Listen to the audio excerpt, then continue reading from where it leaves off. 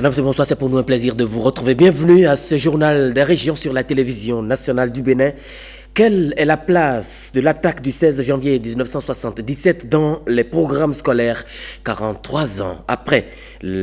Pour le savoir, Viti Saoré et Bernard Diogbe sont allés dans un établissement public de la ville de Boycon. Voici leur reportage dans une classe de 4e à Boycon. C'est dans cette classe de 5e, au CEG 4 de Boycon, que notre micro et caméra prennent le pouls du souvenir du 16 janvier 1977 dans le monde scolaire. Le 16 janvier 1977 nous rappelle l'envahissement des mercenaires au Bénin. Ils sont venus en armée. On nous a enseigné ça au CM2. Très tôt le matin, des mercenaires sont venus envahir notre pays, le Bénin. Des réminiscences de l'histoire qui a éprouvé le peuple béninois au petit matin du dimanche 16 janvier 1977, dites par ses collégiens. Malheureusement, au cours secondaire, ce n'est pas dans le programme. C'est seulement au cours primaire, comme l'ont dit les enfants, que c'est étudié. Comme ce n'est pas dans le programme, on n'en parle pas. Il y a comme un vide parce qu'il n'y a aucune trace de cette histoire dans le programme d'enseignement. C'est bien dommage, alors que si on faisait l'effort de mettre ça au programme, ça allait participer au sens de patriotisme, de civisme, de bravoure et tout. Toutes choses qu'on ne ressent plus au niveau de la jeunesse. Alors que si on fait en sorte que ce pan de notre histoire actuelle s'enseigne, on gagnera beaucoup en matière de civisme, en matière de patriotisme au niveau de la jeune génération. Enseignants et élèves souhaitent l'introduction de ce pan important de l'histoire révolutionnaire du Bénin dans l'enseignement secondaire. L'enseignement est d'abord une chose éminemment politique. Il faut d'abord le choix des autorités et ce choix-là doit être traduit dans la pratique pédagogique et didactique par les spécialistes que sont les inspecteurs. Bon, en ce qui concerne les enseignants, on serait bien ravis d'avoir ça au programme parce que ça va combler un vide. Un vide dont le comblement s'avère nécessaire pour la consolidation de l'histoire apprise au cours primaire par ses enfants et pour la patrie à construire sur des valeurs comme fondement. Les remarques faites par ces apprenants de la classe de 5e devraient permettre aux législateurs de revoir cet aspect du programme. Alors l'histoire n'est-elle pas le récit des événements passés? Bénin Kajou renforce les capacités des producteurs dénommés Pro-Leader. Il a procédé à la remise de certificats de formation à ces acteurs de la filière Kajou. C'était ce vendredi à Boycon. Reportage de Vitis Aoré et Bernard Diogbe à la rencontre de ces 35 producteurs. 35 producteurs de Kajou reçoivent leur parchemin après un renforcement de capacité. Une œuvre du projet Bénin Kajou à travers son programme de formation dénommé Pro-Leader. Le Pro-Leader est une initiative qui vise à constituer de pôles de producteurs experts locaux pour la promotion de bonnes pratiques de l'ANACAD à travers l'encadrement, le coaching de leurs pairs de façon spécifique.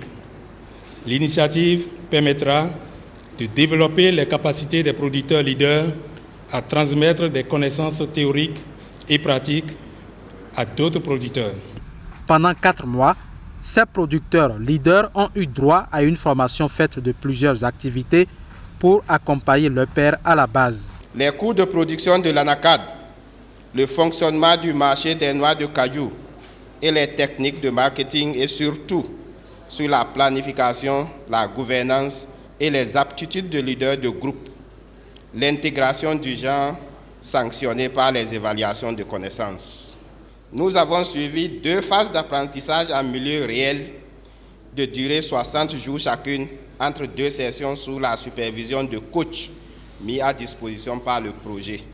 L'initiative ProLeader est également portée par l'Agence territoriale pour le développement agricole Pôle 4 et la FENAPAB, Fédération nationale des producteurs d'anacarde du Bénin. Financé par le département de l'agriculture des États-Unis et mis en œuvre par TechnoServe et CRS, Catholic Relief Services, en collaboration avec les partenaires publics et privés, le projet Bénin Cajou est actif depuis 2015 au Bénin et vise à construire un secteur de noix de cajou compétitif et attrayant où les petits producteurs réalisent des rendements et des revenus optimaux. Promouvoir une filière veut dire que nous attendons deux objectifs quand il s'agit donc des producteurs. Le premier objectif, c'est d'améliorer la productivité. Si on améliore la productivité, il faut l'améliorer de façon durable. La deuxième chose, c'est d'améliorer le revenu pour les producteurs, pour que les producteurs puissent satisfaire leurs besoins, les besoins fondamentaux, à tous les niveaux. Le pôle 5 n'est pas un très grand producteur d'anacarde, mais nous ne sommes pas très loin.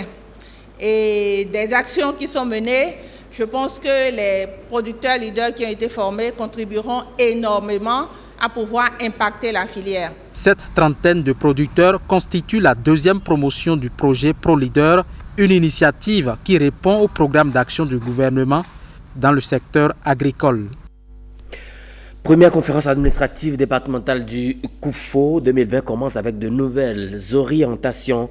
Les directives de développement régional ont été plus précises lors des échanges. Elles ont pour objectif la satisfaction des besoins des populations à la base. La rencontre s'est tenue à la salle de conférence de la préfecture d'Aplakwe.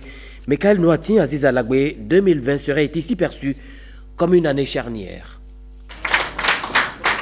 C'est une rencontre qui s'est ouverte sous les meilleurs auspices.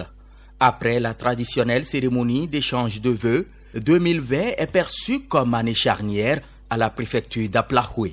Cette année va nous ouvrir de nouveaux horizons pour le bien-être des populations à la base, car c'est cela qui justifie notre existence ici et notre présence dans le département. Et nous sommes là pour rendre contentes les populations. Nous sommes là pour que ces populations-là puissent savoir que le gouvernement travaille pour elles.